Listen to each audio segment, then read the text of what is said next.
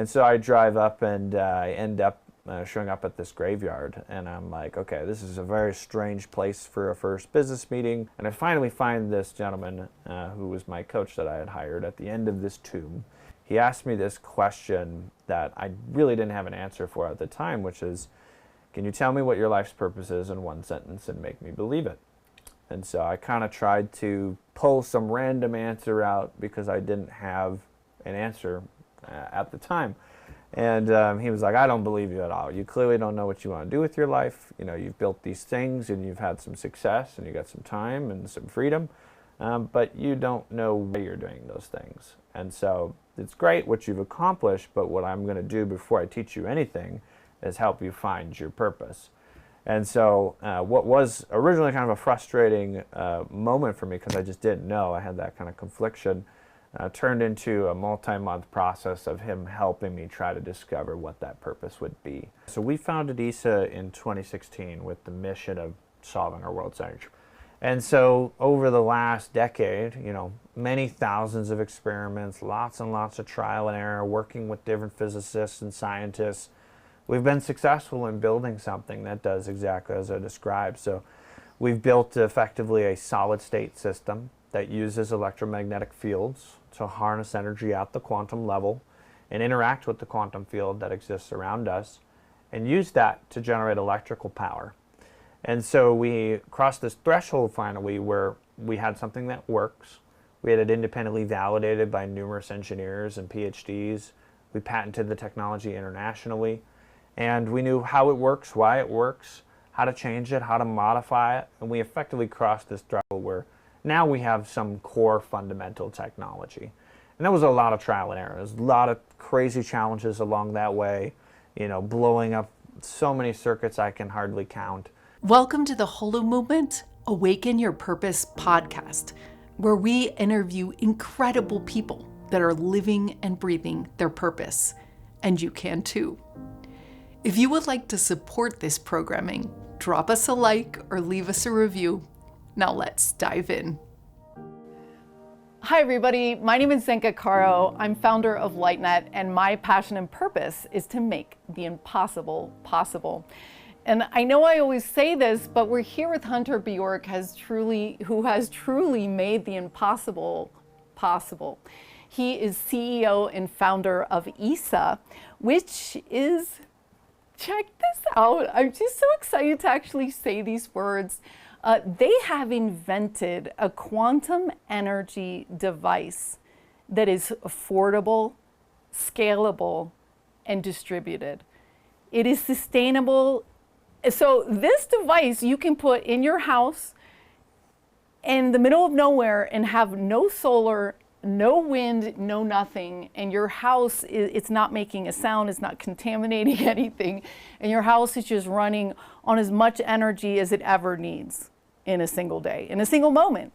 And this can also power communities like Sedona, can power off-grid communities that are popping up all over the world, and can even be put in rack mounts and other things that really need free energy that is affordable and incredible based on Marco Rodin's math, among other science. This is the Rodin coil, you guys. This is the coil that comes out of our hearts, the earth, and we're going to dive into a little bit more of how this technology works.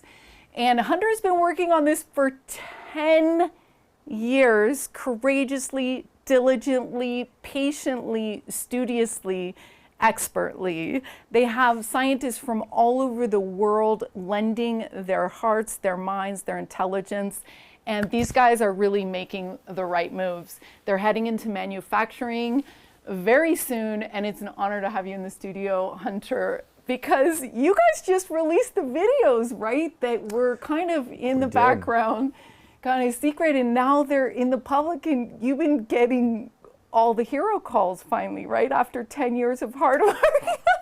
Well, first, thank you so much for having me, Zenka. It's a pleasure to be here and talk with everybody. But yes, we did finally come out of stealth mode after almost a decade of being kind of behind the scenes, working on this kind of thing, you know, going from what we thought might be an impossibility at first to now knowing it's possible. And it's the first time we've take it a step back to kind of share and educate the public on what we're building here at ISA. So very exciting time indeed.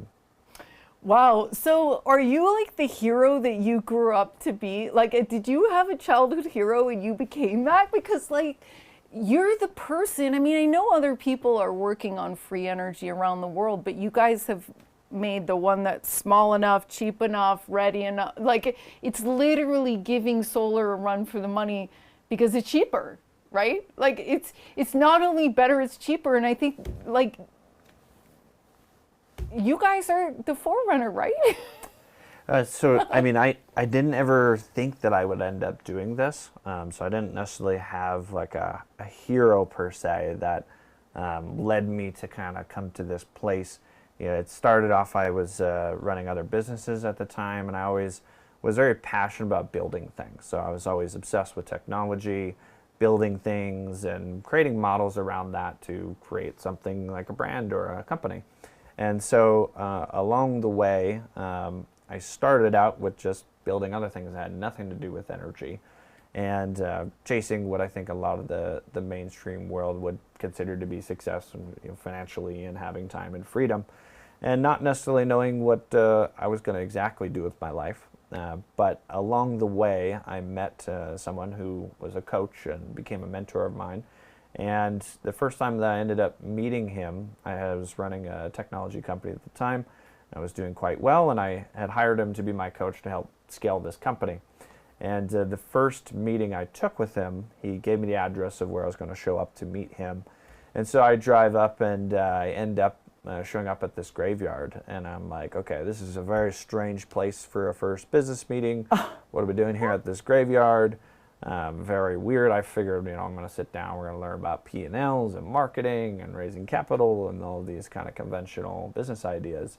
So eventually I drive around the graveyard, and I finally find the location that he gives me. And it ends up being what's called a mausoleum, which is basically short for a tomb. And it ended up being the tomb of Tiny Tim.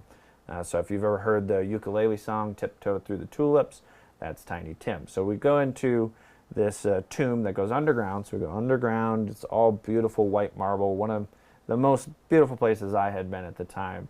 And I finally find this gentleman who was my coach that I had hired at the end of this tomb. And I'm like, what are we doing here? This is the strangest place for a first business meeting. And so he sits me down, and he asked me this question that I really didn't have an answer for at the time, which is, can you tell me what your life's purpose is in one sentence and make me believe it? And so I kind of tried to pull some random answer out because I didn't have an answer at the time. And he was like, I don't believe you at all. You clearly don't know what you want to do with your life. You've built these things, and you've had some success, and you got some time and some freedom, but you don't know why you're doing those things. And so it's great what you've accomplished, but what I'm going to do before I teach you anything is help you find your purpose. And so what was originally kind of a frustrating moment for me, because I just didn't know, I had that kind of confliction, turned into a multi-month process of him helping me try to discover what that purpose would be. Eventually that led to the founding of ISA. And really my purpose in life is just to help secure humanity's best probable future. And so we started looking at, once I figured that out, what problems in the world would prevent us from having a good future. So we had a list of existential threats to humanity's future, and energy was on that list. Energy is the largest contributor to pollution on the planet. We keep basically cooking the earth, and if we continue to do that, we may not have a future at all. So that seemed like a good problem to solve for, but I didn't have any clue about energy when we started this, other than having a background in technology. But it's all was purpose that got us there. And he gave me some frameworks, which we can talk about, of how we found that purpose and the exercise I went through. But that's kind of how we started. And we were looking at, what is the problem of energy? What do we need to do to solve it, really? Yeah, and why don't we go into that first, and then I do want you to tell us, because a lot of the listeners that are listening right now, and a lot of people that are involved with the Holomovement Purpose Lab, agree that having that organizing sentence like that guy, that you believe it first of all, and then they believe it, because it's a direct transfer. We were talking about this the other day with dogs. Like, they know if you're lying. So if you think I'm lying, it's fine to fake it until you make it for sure. But we're going off on a tangent. But still, like, knowing what really lights you up is one of the most beautiful things that you can do for everyone else in the world and for yourself, because it's been the magic carpet ride of your life and you're just starting. Like, I was on the phone with you the other day in person as well, and you're just like, I feel like I'm just at the beginning, even though we're 10 years in. Now we're in the beginning because the company's ready to go. We're in a whole new phase. So it's like, it's so exciting where you've come to from that focus of this. I want to pull a huge lever on the planet. I want to pull one of the biggest levers that scientists all over. This is the dream of scientists all over the world, from Japan to everywhere. And it's like you said, it's been a journey. So I want to ask you what you did around the problem solving, and then I want to go back to what that exercise was that you found your purpose. Yeah, so we founded ISA in 2016 with the mission of solving our world's energy problem, as I mentioned. And so in the beginning, we had kind of the luxury of not having experience in the industry. So we got to start with the blank sheet of paper of what really is the problem. And so we started looking historically, currently, what are the challenges in energy? And there was a few things that stuck out to us very early on. The first was that, well, if you look at history, we've had things like renewable energy for over 100 years now. Before we even built the first electrical grids in New York City, we had already invented solar. So it kind of begs the question, as so many people in the world today agree, we should build a sustainable future that makes logical sense. It kind of begs the question, why didn't we already do it? What has been the holdup for 100 years now? And even we're still talking about how solar and wind is going to be the next transition. And so for us, it became very apparent, well, there's got to be some holdup here. There's got to be some bottleneck that's prevented this from happening. And so if you kind of boil away the conversation around the ethics and the moral concerns about building a sustainable future, at the end of the day, really what it boils down to, unfortunately, is just the simple fact that renewables are more expensive and less profitable than fossil fuels. And so if you ask any major energy company or even an individual consumer that has the intent to transition to clean energy, why they didn't, more often than not, the answer is going to be, well, we had to spend more money to get there, or we were going to make less money in the process. And so you have this conflict between logic and reason with the emotional intent and the morality of wanting to transition to something sustainable. And so for us, it became a question of, okay, well, what if we could just invert that equation? What if it would be possible to make clean energy much more profitable and much less expensive than any fossil fuel alternative? And if you could do that, you could get everyone on the same page, irrespective of their intentions, to actually end up doing the right thing. So people could sit back and say, hey, this makes financial sense, it makes logical sense. And the oil companies that are so fixated on profit would say, hey, we can make more money doing the right thing. We should probably go ahead and do that. And so we needed to tie together the emotional reasoning as well as the practical reasoning. And so easier said than done. And we realized quite quickly that unfortunately there wasn't any sources that would be able to enable that, at least on the market at the time. And so what we started doing is we started traveling around the country looking for sources of energy that would be new things that were pre-commercial. And we were looking for sources that possessed a handful of key attributes, the things that would be necessary for us to get to that inversion of that equation. And these would be things that would be, first and foremost, always on. So sources of energy that are non-intermittent, they produce power 24/7. Additionally, you'd want those to be decentralized, so you have the power at the source of consumption rather than transmitting across vast distances. Sometimes when you move power through, say, a power line, you lose 30 to 40% of the power. So you would have to get rid of that inefficiency as well. Additionally, you want it to be scalable. So you'd want it to be a very flexible solution and being able to have really small power output as well as really large power output. But when I say scalable too, what I'm also talking about is using readily available parts and materials, things that aren't hard to get in a supply chain. So not using like magnets, for example, that 90% or more is made in China, things that we can get here that are easy to get, that are cost effective, so we can actually mass produce it so that people can benefit from it, we can have a big impact. And then if you could check all those boxes and still have it be a clean energy source as a built-in benefit, you'd have the ideal source of energy. So that's what we were looking for. We're going around, taking that thesis, seeing is there anything out there that would check all those boxes. So we got to meet so many really cool inventors and see new technologies, everything from nuclear fusion to hydrogen technology to nuclear batteries to SMRs, all these kinds of crazy inventions. And as we were going through all of this kind of discovery process, we kept running into people that were proposing this idea that empty space around us isn't actually empty at all. It's actually full of electromagnetic energy. And it turns out most of the universe is made up of that field. About 68% of the universe is made up of this kind of missing energy. And NASA would call it a dark energy. We say the quantum field. But that the majority of the energy there is basically invisible to us. It's outside of our perception. It's very hard to measure. We know that it mathematically exists. And so the question for us then became, okay, well, it seems most logical that we would use the most abundant form of energy in our universe to power the future. And maybe rather than drilling all these holes in the ground into all of these oil fields and pumping oil out of the ground, maybe there'd be a way to drill a hole in space and pump oil out of the quantum field, not oil, pump energy out of the quantum field and use it to generate electrical power and power the future. So as I mentioned in the beginning, we didn't know if that was going to be possible. We had heard lots of physics concepts and theory around it.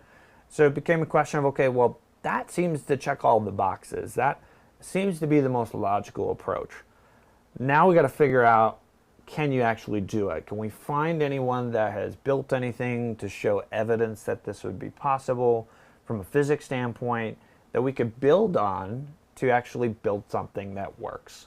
And so over the last decade, many thousands of experiments, lots and lots of trial and error, working with different physicists and scientists, we've been successful in building something that does exactly as I described. So we've built effectively a solid state system that uses electromagnetic fields to harness energy at the quantum level and interact with the quantum field that exists around us and use that to generate electrical power.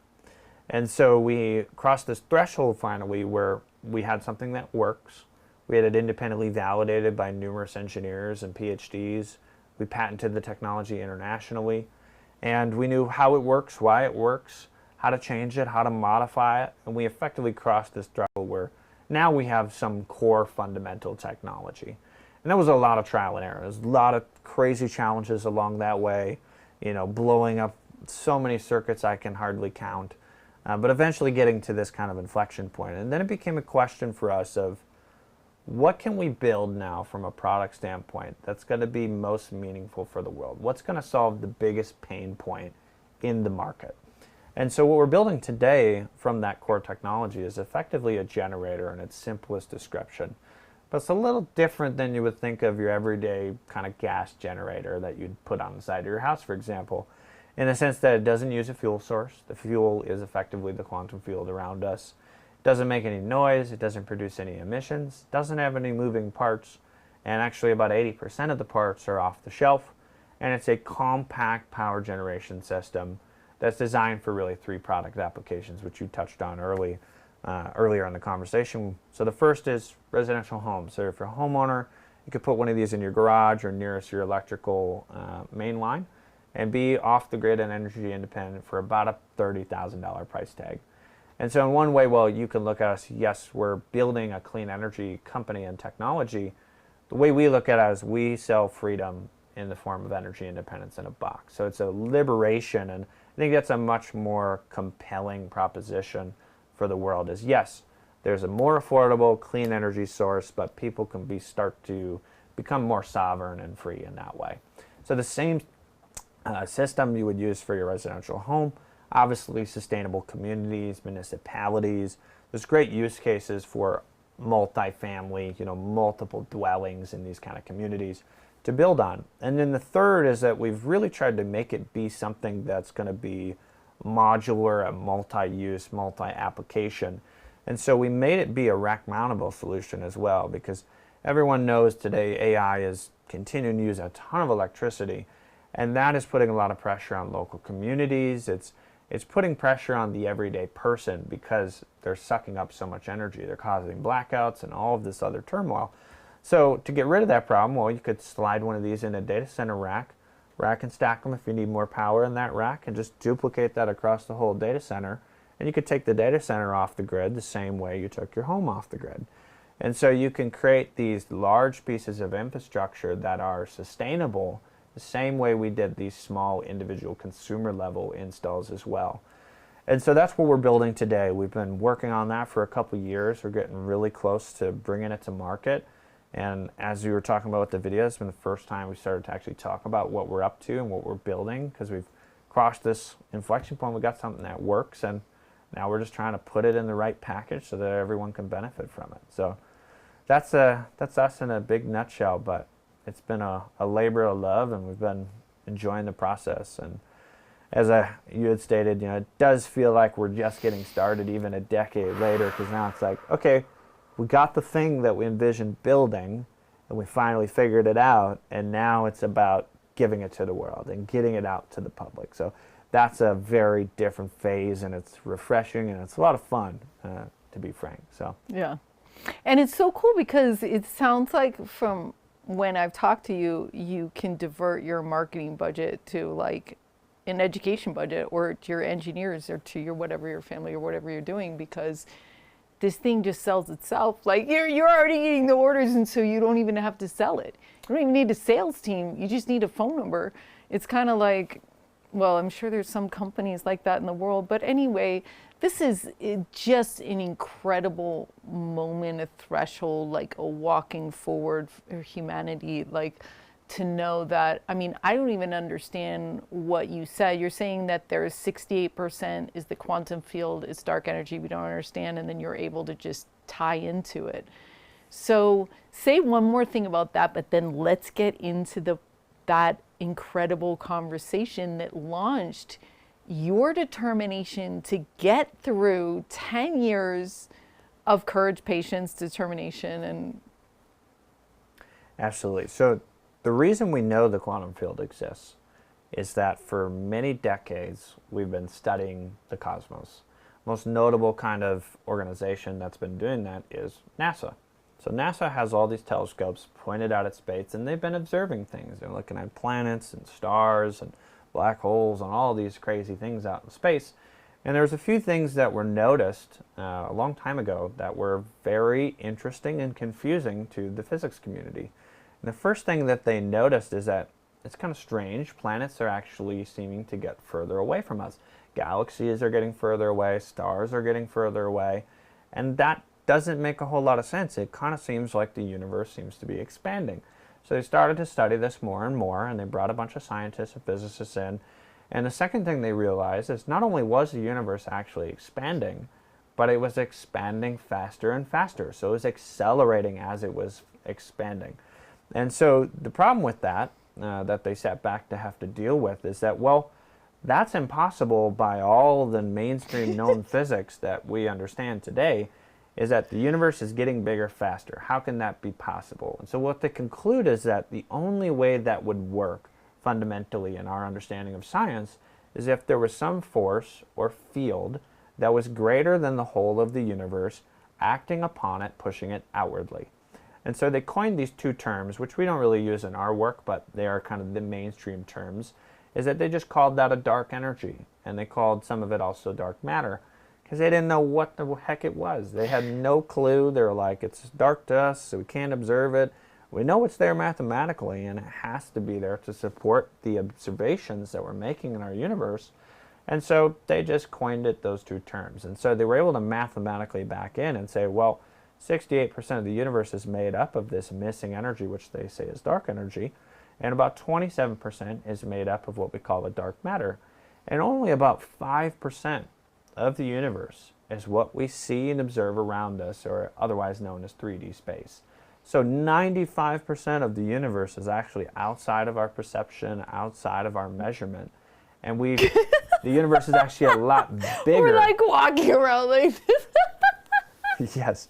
So it's much, much more vast than that tiny 5% that we know of. And so when you ask about where is the quantum field, what is the quantum field, that's what we're really talking about. It's that 95%, the missing space in our universe, the vastness of space.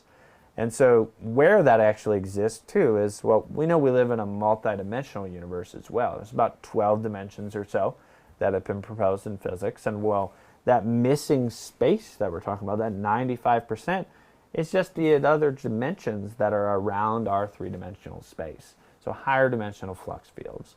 And so when we're talking about harnessing energy at the quantum level, where we're getting it from is that higher dimensional flux space, which exists purely as energy all around us at any point in the universe. And it's this vast sea of energy that is right here, right in front of us.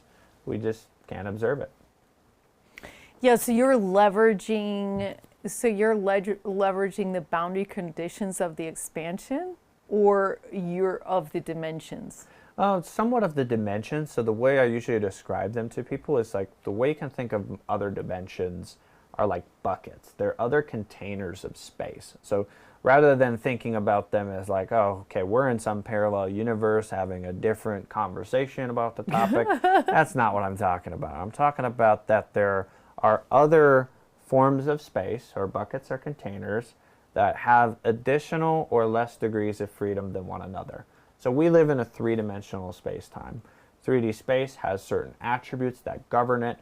4D space and so on has different attributes that govern it. Now it turns out in just say 4D space, for example, there's a tremendous amount of energy. It exists purely as energy. And so that's really where we're talking about getting the energy from. Is okay, can we figure out how to interact with these other buckets of space and be able to kind of just move some energy from one bucket to the other, and be able to then convert that into usable power. And so that's a very deep rabbit hole in terms of physics, how we go about that. But the way to think about, okay, well, where is the energy? Well, it's in these other buckets of space. Because my 12-year-old said, like, they're going to notice that you're stealing from them. But you take the toroidal field and you put it into each other, like compress it into, bind it, compress it into each other, fold it into each other, right? Yeah, so the mechanism that we use is a toroidal field. So we use an electromagnetic system that guides all of the flux of the field down to a singular point. What that would be called in physics is generally called a monopole. Some people would call that a singularity. Now, it's not a real singularity like we would observe in space, like a gravitational singularity, otherwise known as a black hole. But the way you can think of it is effectively it's kind of like a desktop black hole. Now, it's not going to suck anyone into another dimension. It's like an imitation of a black hole using a magnetic field.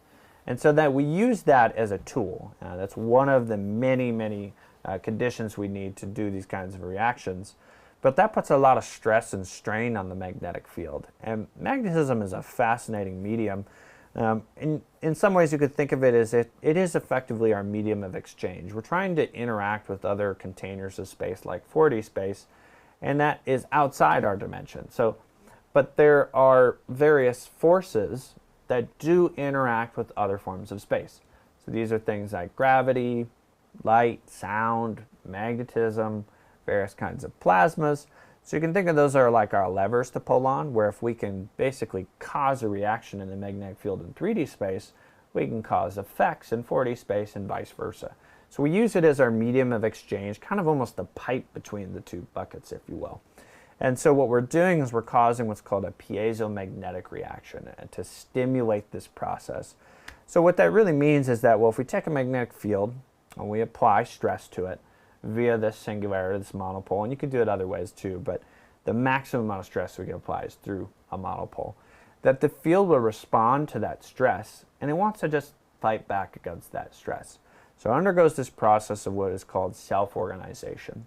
And the field begins to respond to that stress. It has this little handy trick where it has the ability to siphon off some additional energy from other dimensions of space. It pulls it into itself, holds it temporarily, and it uses it to fight back against the stress. And the way that happens as we observe it is that the magnetic field increases in flux, so it gets stronger. So all then we have to do is just shave off kind of the delta, that shift in density in the field, as additive electrical power in the circuit. And so again, we cause this stress on the field goes stronger, we take off the increase in strength, and that's your additive in the circuit. So magnetism is doing a lot of the heavy lifting for us. It's doing most of the work. And there's plenty of other examples of other materials that do very wonky things like that. Good example would be, for example, piezoelectricity, very widely understood in mainstream physics and science, where multiple kinds of materials, right? Well, we'll say quartz, for example. If you take a quartz crystal and you apply a lot of pressure and stress to it, it will generate a small amount of electrical voltage and current.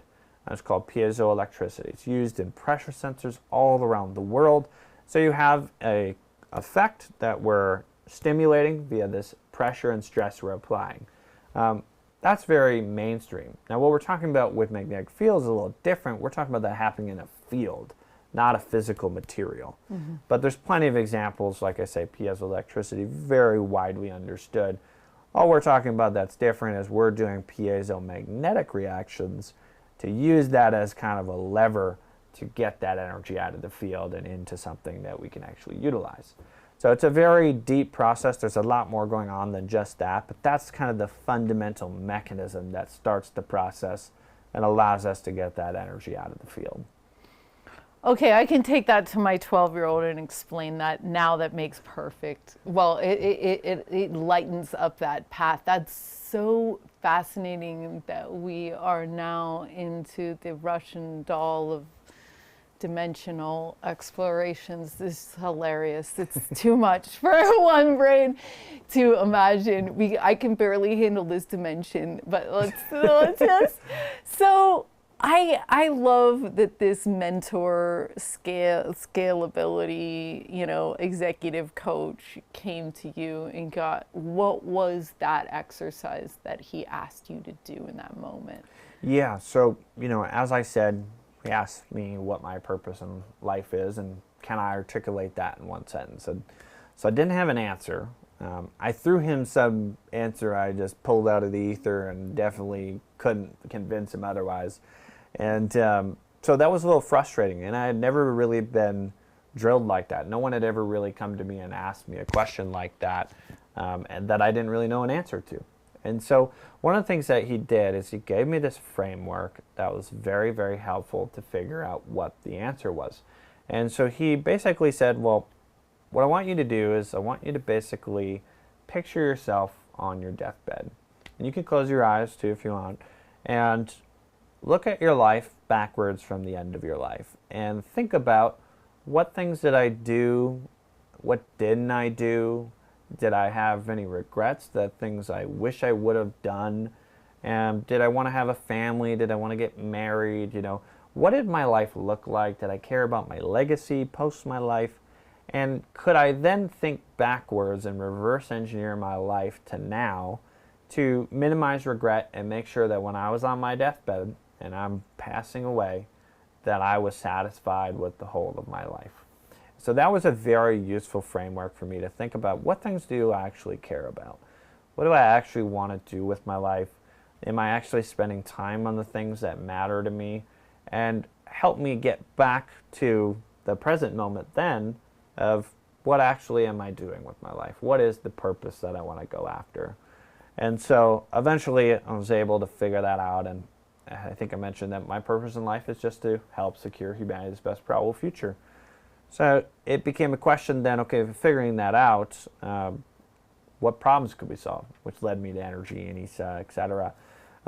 But the other thing that we talked about a lot with finding your purpose and using that kind of exercise to get there was the importance of why you should find purpose.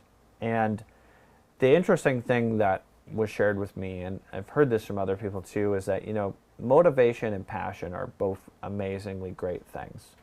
But sometimes life throws at us challenges and curveballs. And not always are they enough to carry us through those moments.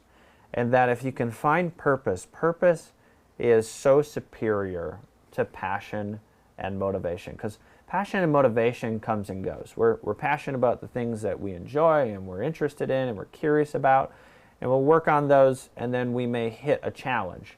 And we may be motivated. We may wake up one day and have a bunch of energy and go, I want to go tackle this challenge and get through it. And then the next day you're tired.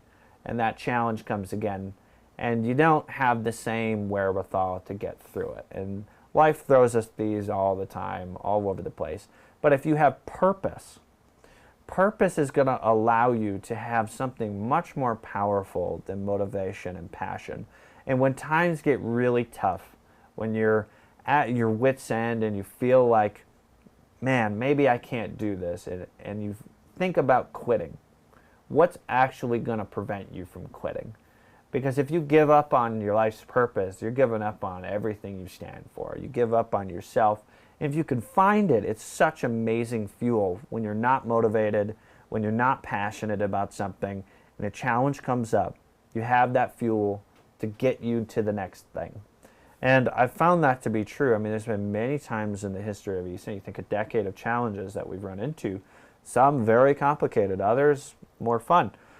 But the thing that's gotten us through is the purpose, the intention behind the actual mission.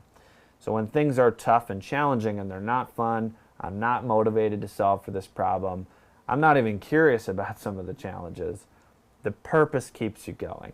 And so that is one of the reasons that we've been able to go a decade and overcome a lot of those challenges, is because we found that early. And the other thing I want to mention too is, because it's important, is that everyone's purpose is different. So we have a lot of different people at ISA that all have different purposes than me. And we found ISA to be a vehicle for each one to individually fulfill their purpose. So what it is to you is going to be different than your neighbor or your other friend that's working on something similar. And so it's really up to us to figure out, what does that really mean for ourselves? And I go back to that exercise as being maybe the first step and easy starting point that people can use to start to do that discovery. And the last thing I'll say is that it's perfectly okay not to know what your purpose is. It takes time to figure it out. It may take you years to figure it out. It may take you months, and it's okay to not know. It's rare to figure that out. But I can tell you, it is one of the most powerful things you can put effort into finding. Because if you can achieve it, it will carry you through life, and you will be much more fulfilled with the things you get to work on. Because what is truly success? Success isn't simply just making money or being successful as the world puts it out there. What true success is progress on purpose. So every step you take towards the fulfillment of your purpose, that's really success. Fulfillment. Everything else is secondary. So if you're fulfilled, everything else is easier. So I just wanted to mention that too, because I didn't know what my purpose was when I started this, and eventually found it, but it was a process. It wasn't just like an easy thing just popped out of thin air. It took some work, and that process may take time, and it's perfectly okay not to know. The important thing is to go ahead and start. Yeah, because it's hard to describe, but there's the reward at the end. Like, it's hard to describe what fulfillment is, but it's something that you never even expected that you could feel before you felt it. You know what I mean? It's Absolutely. something so personal, so universal too, and just so like, can this possibly be true? Like, something this like uniquely for me, or could this life? I mean, because your life it's like a fairy tale, really. You know what I mean? Well, and that was my next question is like, and you kind of already touched it. What's been the biggest struggle for you in living your purpose? That's a great question. I'll say building ISA has been one big challenge. Now, there's a cosmic web of fun challenges and difficult ones. So I'll maybe give you some examples. I think one of the biggest challenges for us is that what we're working on and what we're doing is on the frontier of what we understand and know to be true in science, in physics, etc. And so a lot of the things we do, we're discovering new things that we don't have an answer for. We don't know why they happen. And so one of our core values at ISA is to embrace the unknown. And so we're constantly doing that. We're venturing into unknown territory where we can't go ask for advice from someone on the topic, or we see a new anomaly in the lab and we're looking at that and saying, okay, the textbook says that should not happen. That's not supposed to work that way. And so we have to back into trying to support, okay, why does that happen? The good thing for us is we do a lot of applied research. It's very little theory as it is applied. So we're looking at those kind of anomalies and saying, okay, what caused that? If we change how we're maybe powering a circuit or something of the nature, how does that affect the outcome? So we have 10 years of data that we've collected where we could change a variable here and we know what the outcome is going to be every time. We have a good idea of why that happens and a model of physics around it. But if you were to ask me with certainty on every single detail of the physics, is that exactly how it works? It may be not correct. And so there's things that, we have something that works. We know that it can work every time based on how we change things. But sometimes we see really anomalous things.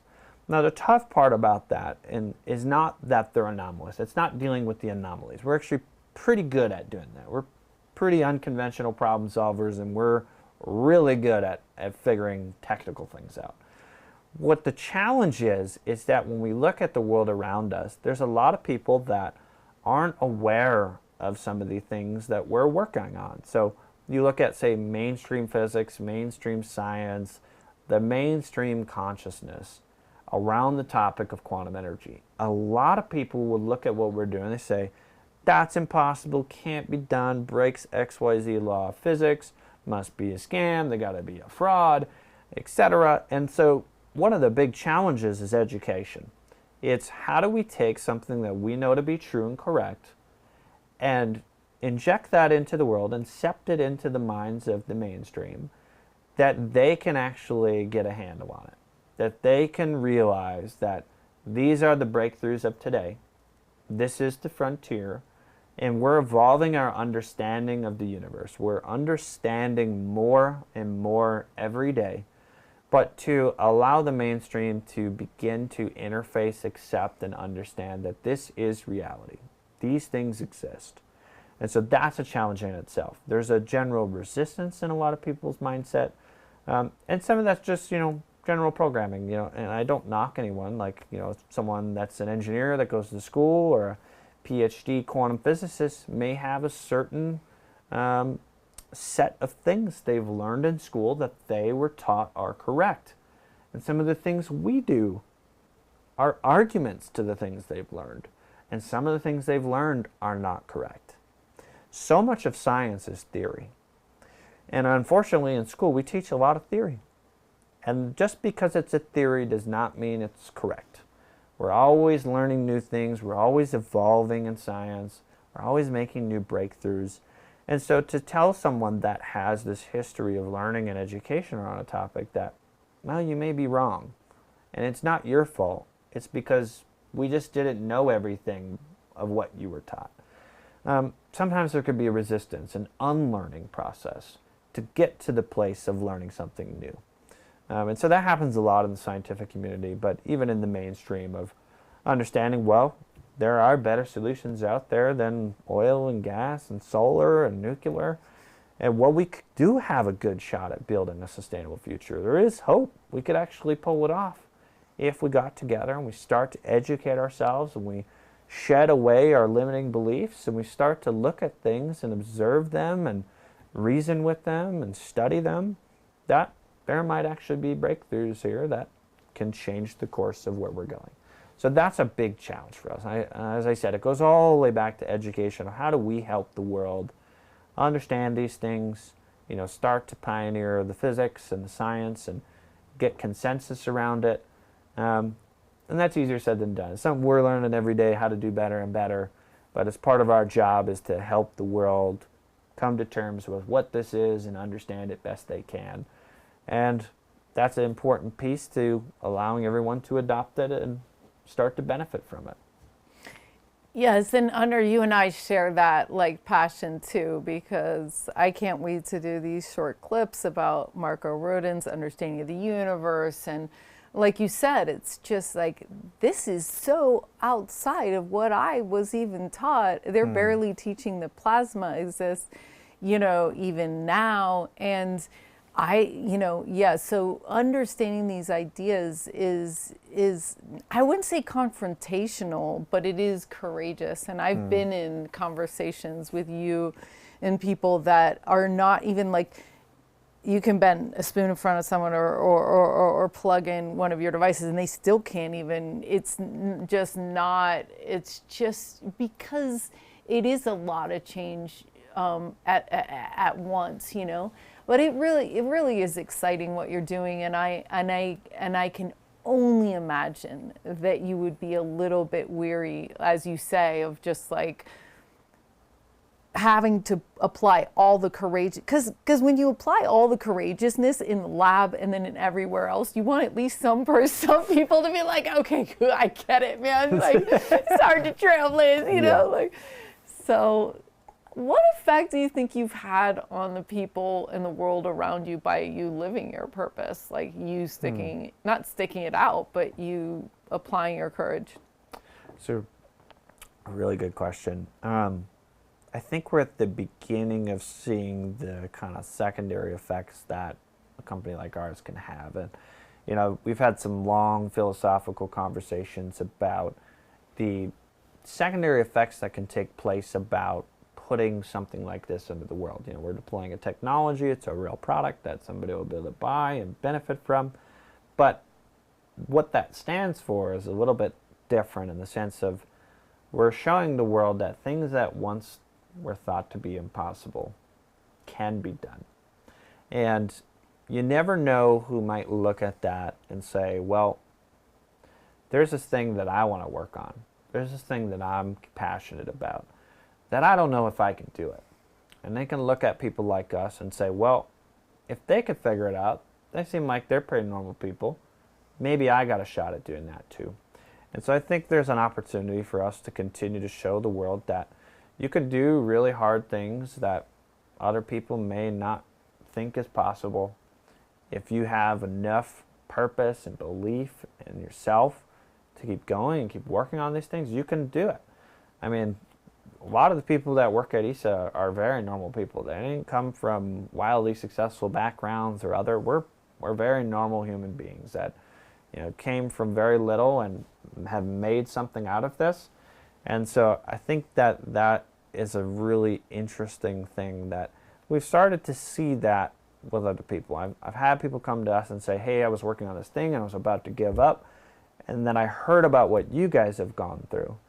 And I was like, wow, if they went through that and were able to accomplish this, I got a shot at doing what I want to do. So I think that's a beautiful thing. And I definitely want to continue to help inspire people through our actions and our efforts and what we're trying to accomplish with ISA. But there's plenty of examples out there of trailblazers around the world, that we even take inspiration of. People that decided they were going to follow their purpose and their passion and beliefs, and they were eventually, with some time and some effort and some gumption, able to do things that other people said they wouldn't be able to do. And so I think that's a beautiful thing when you can actually just go after things and make them happen. So I think we're just at the very beginning of that, but I'm already starting to see how we can help people move forward in the world outside of just the balance of, say, energy and cool technology and all that kind of thing. That is so true, Hunter. This is the most iconic Renaissance story of our time. One of the most, maybe aside from a med bed or something like that. It is just like I can't believe this is true. Always on. You know what I mean? Not intermittent, it's really great. So the final question is, what if 68% of the world were living their purpose? as a majority of the people in the world, what would happen if a majority of the world were living their purpose? Well, I think going back to what you just said, we would have a renaissance. I mean, we would be in such a different world, because the thing that I find a lot of times is so many of the problems that we have in society stem from not knowing what your purpose is. You know, there's plenty of people I've met that are wildly successful, that have tons of money, they have total freedom, they're in a different bracket of wealth, that are just very depressed, very unhappy, you know, turning to things like drugs and alcohol. And you would think, well, how is it that someone so successful can have such a messed up life? And a lot of that comes back to, well, it's fulfillment. Are you actually happy? What is happiness really? Like, you know, and some people will be happy in the moment, but fulfillment is a different kind of feeling. It transcends even happiness itself. And being fulfilled and being able to wake up every day and work on the thing that you feel the most fulfilled when you make progress on, that is like inspiring, it's invigorating, and it can prevent you from getting distracted by maybe the chaos of the world, and not like having to try to find happiness that's fleeting in other things that may be more challenging paths or other things. And I find that people that do know what they want to do in life and are fulfilled are some of the most amazing people. They're some of the most resilient people. They're some of the happiest people. And it's not about just the success the world sells everybody. It's so much more at a personal level that they're gaining from their experience in this life. And so I think if everyone, you know, even just a big percentage knew what their purpose is, we'd have a lot less existential problems. The world would be so happy. And hopefully it would be just, you know, a beautiful renaissance of transformation. So I think that hopefully the world can head in that direction. Thanks to you and your leading the example. I really am excited about having Sedona be one of the homes of the Renaissance, and I really am excited for people to step out into their curiosity and see what's in there that's theirs to do and that really excites them, because I think you're hitting on, you know, you were a little bit offended because you were successful when you had that success coach. Like I could feel when you were talking about that, you were kind of like, well, I'm already successful, so why are you trying to like go back to the square one and ask me such a basic question? Because can't you see that I've already done all this? Like, obviously my purpose is to create this, and I created it, and look at me, you know, I've been successful. So, but then it seemed like a deeper question, like at the end of this, where do you want to get there, and are you spending the time and energy? It's like my sister said, you know, are you like putting the ladder in the right place? Are you spending the time and energy doing the things that are going to add up to that end result, you know? So, and I'm really excited because it is really contagious, you know, when people step into their courage like you have, and they step into the grit, which you have, you know, it's like, and now you're starting to be in the ease and grace, and I'm so happy to witness you and Isa in this actual moment of all your hard work really lifting you guys up and lifting up and you feeling the fulfillment of your purpose. So Hunter, I leave you the final word. Congratulations on the 10 years and the next 10 years and the next 10 years and seeing all that come, you know, and the effect that you living your purpose has had on the world. I can't wait to have this conversation with you 20 years from now. So anyway, is there anything else you want to share with the world? And also, please let people know how to find you and on Instagram, website, etc., to see this video you just released, etc. Well, thank you again so much for having me, Zenka. It's been an honor. And I think the last thing I'd leave people with is just everyone has a unique purpose. Everyone has a different purpose from the next person. And you may not know what it is today, or maybe you do, and it's perfectly okay not to know. And I know that you can figure it out. It's just going to take some time and some effort, but if you can get there, or I should say when you get there, it will carry you through life. It'll carry you through the most challenging times of life. It'll allow you to do so much more than you even know you're capable of today, and to truly find fulfillment and happiness. So I really appreciate the time again, Zenka. If anyone wants to learn more about ISA, you can go to isaenergy.com, isaenergy.com. Got some cool videos there, some educational material, and you can sign up for our newsletter and follow along as we make progress. And wishing you all the best of success on your journey. Thanks everybody for joining us today. We'll see you next Monday on Awaken Your Purpose, the Holomovement Purpose Lab podcast. Thank you for joining us today. It is our goal to give you the courage to begin to identify your passion and live your purpose for the sake of yourself and for the sake of us all. Over the course of this multi-year collaboration and research project, we have identified patterns and a 7-stage process that many people go through on their way to living their purpose. If you'd like to browse our archive or figure out what stage you're in, head over to holomovement.net/purpose. If you would like to browse our living library of resources, or if you found your purpose and want to contribute what worked for you, head over to lightnet.org/purpose. And as Mark Twain used to say, the most important day of your life is the day you're born and the day you figure out why. You're not alone. We will look forward to helping you on this incredible journey. This has been a collaboration between Holomovement, LightNet, and incredible people like yourself. Special thanks to Good of the Whole. We'll see you next time.